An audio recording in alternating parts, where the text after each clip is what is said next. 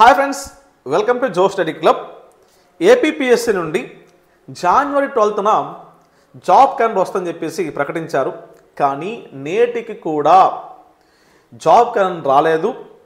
మరి నిజంగా job calendar వస్తుందా? అసలు ఈ జాబ్ క్యాలెండర్ అనేది లేట్ అవ్వడం గల కారణాలు ఏంటి? అదేవిధంగా జాబ్ క్యాలెండర్ వస్తే ఎప్పుడు రావచ్చు అనే విషయాలు అనేవి ఈ వీడియోలో క్లియర్గా పిన్ టు పిన్ డిస్కస్ చేసే ప్రయత్నం చేద్దాం. Okay, right. మన ఛానల్ని కొత్తగా ఫాలో అవుతున్న వాళ్ళు ఈ వీడియోని చివరికి చూస్తూ అదేవిధంగా మన ఛానల్ సబ్స్క్రైబ్ చేసుకొని ఫాలో అవ్వండి. రైట్, మనం గమనించినట్లయితే జనవరి 12 కన్నా ముందు ఒక డ్రాఫ్ట్ క్యాలెండర్ అని చెప్పేసి మనకి బయటకు వచ్చిందనమాట. మరి దాంట్లో 866 పోస్ట్ అని చెప్పేసి మెన్షన్ చేసి ఉన్నాయి. ఇక్కడ మీరు గమనిస్తే అవి క్లియర్గా ఏపీపీఎస్సీ యొక్క జాబ్ క్యాలెండర్, అంతేగాని ప్రభుత్వ జాబ్ క్యాలెండర్ అయితే కాదు. రైట్, అంటే అప్పటి వరకు ఏపీపీఎస్సీ చేతిలో ఆర్థిక శాఖ అనుమతి పొందిన ఏవైతే ఉద్యోగాలు ఉన్నాయో వాటిని భర్తీ చేయబోతున్నాం ఈ జాబ్ క్యాలెండర్ అని చెప్పేసి దాంట్లో ప్రకటించారనమాట. అయితే దీనిపైన సర్వత్రా, అంటే నిరుద్యోగుల నుంచి అవ్వచ్చు, అపోజిషన్ పార్టీ నుంచి అవ్వచ్చు, రైట్, నిరుద్యోగ సంఘ నాయకుల నుంచి అవ్వచ్చు, వ్యతిరేకత వచ్చింది. ఓకే, ఇది ఫస్ట్ పాయింట్. ఎందుకంటే దాంట్లో గ్రూప్ 1 మరియు గ్రూప్ 2 వంటి ఉద్యోగాలు లేకపోవడం, చాలామంది ఎక్స్పెక్ట్ చేసే ఏపీ హైకోర్టు అవ్వచ్చు, అదేవిధంగా ఎస్ఐ కానిస్టేబుల్ అవ్వచ్చు, ఇట్లాంటి నోటిఫికేషన్ ఏవైతే ఉన్నాయో అవి లేకపోవడం, ముఖ్యంగా కొద్దిమంది మనకి ముఖ్యంగా జేఎల్, డిఎల్, పిఎల్, అదేవిధంగా ఏఈ, ఏడబ్ల్యూ ఇట్లాంటి ఉద్యోగుల ప్రస్తావన కూడా లేదు. సో వీటి వల్ల ఏమైందంటే అన్ని వైపుల నుంచి ఒక నెగిటివ్ ఫీడ్బ్యాక్ అయితే వచ్చింది. రైట్, అయితే ఇక్కడ క్లియర్గా గమనిస్తే ప్రభుత్వం యొక్క నిర్లక్ష్యం అనేది క్లియర్గా కనిపిస్తుంది. ఎందుకంటే జనవరి 1న జాబ్ క్యాలెండర్ ఇస్తామని చెప్పేసి గతంలో నారా లోకేష్ గారే ప్రకటించారు. అయినప్పటికీ అది కాస్త జనవరి 12 అని చెప్పేసి ఒక ఊహాగానం అయితే మనకి ఇచ్చారు. దాన్ని చూసి అందరూ హ్యాపీగా ఫీల్ అయ్యారు. అయితే డ్రాఫ్ట్ క్యాలెండర్లో తక్కువ పోస్టులను చూసి నిరాశ నిస్పృహ పొందారు. అయితే ప్రభుత్వం వచ్చిన తర్వాత నేటికి కూడా ఈ ప్రభుత్వం వచ్చినప్పటి నుండి ఇప్పటి వరకు ఏవైతే పోస్టులు ఖాళీ ఉన్నాయో వాటిపైన పూర్తి క్లారిటీ ఇవ్వలేదు.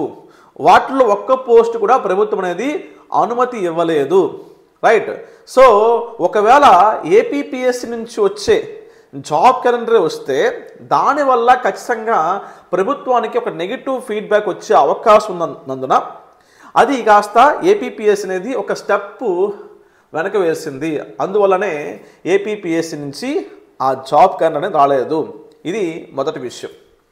రెండోది ఏంటంటే మనకి గతంలో ఎస్సీ కమిషన్ పైన 1 మ్యాన్ కమిషన్ వేశారు. ఆ రిపోర్ట్ అయితే రావాల్సి ఉంది. ఎందుకంటే ఆ రిపోర్ట్ వచ్చిన తర్వాతనే ఏవైనా నోటిఫికేషన్స్ వచ్చే అవకాశం ఉంటుంది. కాబట్టి ఖచ్చితంగా ఆ రిపోర్ట్ అనేది బేస్ చేసుకుని ఇద్దామని చెప్పేసి కూడా ఒక టైప్ ఆఫ్ వార్త వినిపిస్తుంది. అండ్ వన్ మోర్ థింగ్ ఏంటమ్మా అంటే ఈ ఏపీపీఎస్సీ ప్రక్షాళన పైన నివేదిక వచ్చింది. ఆ నివేదిక పైన ఇంతవరకు ప్రభుత్వం అనేది ఎలాంటి నిర్ణయం తీసుకోలేదు. ఓకే, సో ఇవి పెండింగ్ ఉన్నాయి. కాబట్టి ఈ కొత్తగా వచ్చే జాబ్ క్యాలెండర్లో ఖచ్చితంగా వీటన్నిటిని క్లియర్ చేసుకుని ముందుకు వెళ్దామని చెప్పేసి కూడా ఒక ఆలోచన అయితే కనిపిస్తుంది అనమాట. ఓకే, ఏదైనప్పటికీ ప్రభుత్వం ఇచ్చిన మాట ప్రకారము, అంటే గత ప్రభుత్వంలో ఉన్నప్పుడు అపోజిషన్ పార్టీగా ఉన్న ఈ ప్రభుత్వం మెంబర్స్ ఎవరుతున్నారో లోకేష్ గారు అవ్వచ్చు, పవన్ కళ్యాణ్ గారు అవ్వచ్చు, మన యొక్క సీఎం గారు అవ్వచ్చు, ఖచ్చితంగా జనవరిలోనే జాబ్ క్యాలెండర్ ఇస్తారని చెప్పేసి ప్రకటించిన వీరు ఇంతవరకు ఈ జాబ్ క్యాలెండర్ ఇవ్వడానికి ఎట్లాంటి ప్రయత్నాలు అయితే మొదలు పెట్టలేదు. ఓకే, అంటే ఈ గ్రూప్ 1 ఇన్ని ఖాళీలు ఉన్నాయి, గ్రూప్ 2 ఇన్ని ఖాళీలు ఉన్నాయని చెప్పేసి ఎక్కడ మనకి ప్రకటించడం కానీ వాటిపైన అనుమతులు ఇవ్వడం కానీ చేయలేదు. కేవలం డిఎస్సి అంటే 6000 పోస్ట్ నుంచి మీకు ఆ పోస్టులు అయితే పెంచడం జరిగిందనమాట. రైట్, సో అది కూడా ఎస్సీ కమిషన్ వల్ల ఆగిపోయింది.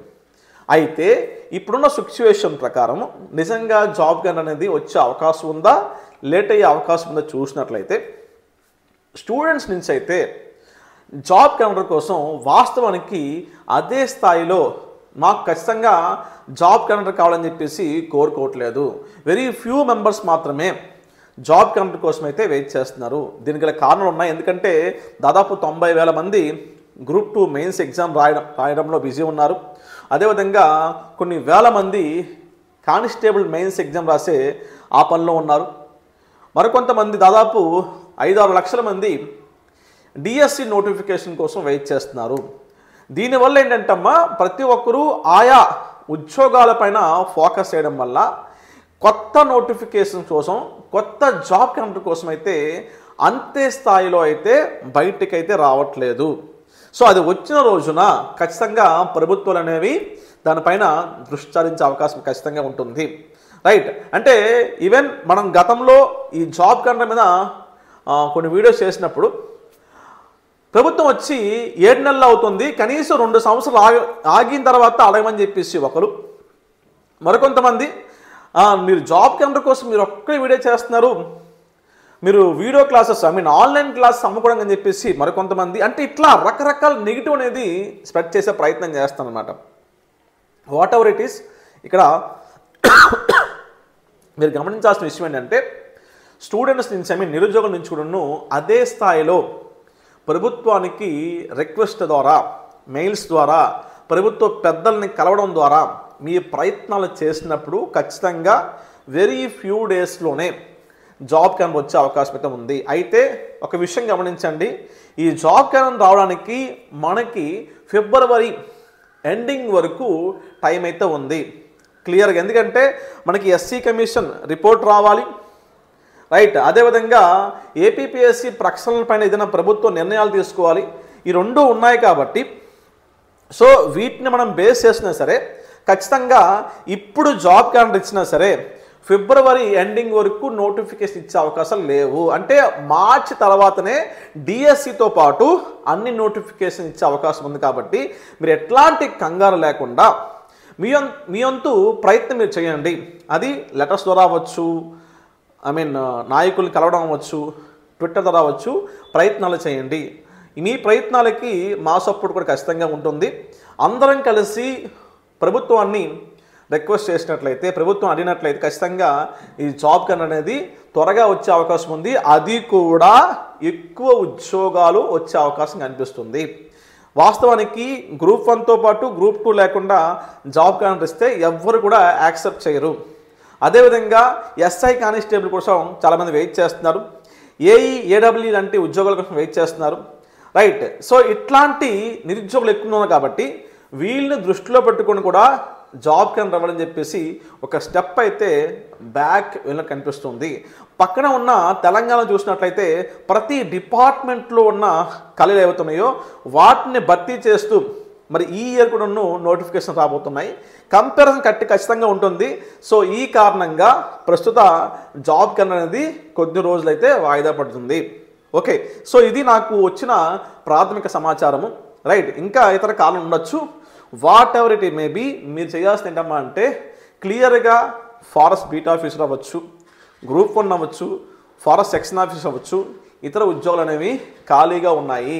ఖచ్చితంగా వీటికి ప్రభుత్వ అనుమతి వచ్చున్నాయి. వీటిపైన ఇప్పటి నుంచి మీ యొక్క ప్రిపరేషన్ కొనసాగించండి. ఓకే, అది మీరు ఓన్ చదువుకుంటారా, బుక్స్ కొనుక్కుంటారా, ఆన్లైన్ క్లాస్ తీసుకుంటారా, మీ ఇష్టం అది.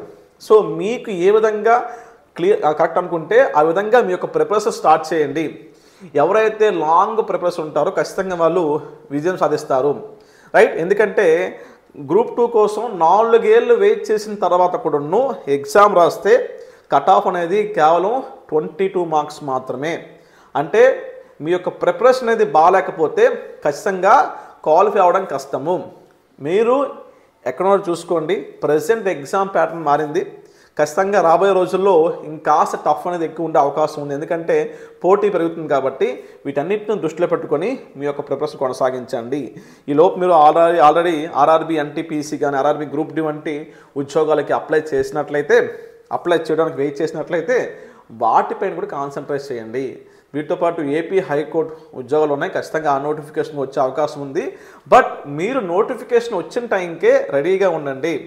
సో దీనిపైన మరింత క్లారిటీ తెచ్చుకొని మరొక అప్డేట్తో మీకు వీడియో చేస్తాను. ఖచ్చితంగా ఒక ట్విట్టర్ క్యాంపెయిన్ చేయడం కానీ, సో ప్రభుత్వ పెద్దను కలవడం కానీ ప్రయత్నం అనేది ఇప్పటి నుంచే స్టార్ట్ చేసినట్టయితే మీరు ఎక్స్పెక్ట్ చేసిన దానికన్నా ఎక్కువ ఉద్యోగాలతో జాబ్ కన్నా వచ్చే అవకాశం కనిపిస్తుంది. Okay right. సో ఇది ప్రజెంట్ ఉన్న ప్రాథమిక ఇన్ఫర్మేషన్. రైట్. సో మీరు ఏమైనా కామ్గా ఉంటే నాకు ఎందుకు అనుకుంటే ఇది కాస్త ఖచ్చితంగా లేట్ అవుతుంది. మీ ప్రయత్నం మీరు చేయండి. అది నిరుద్యోగ సంఘ నాయకులు వాళ్ళకి సపోర్ట్ తీసుకొని చేస్తారో మీరు ఓన్గా చేస్తారో మీ ఇష్టం. బట్ ప్రయత్నం మొదలు పెట్టండి. ఈ ప్రయత్నంతో పాటు మీ యొక్క ప్రిపరేషన్ కూడా మొదలుపెట్టి ప్రిపరేషన్ ముందుకు సాగండి. Okay, I wish you all the best. Thank you so much.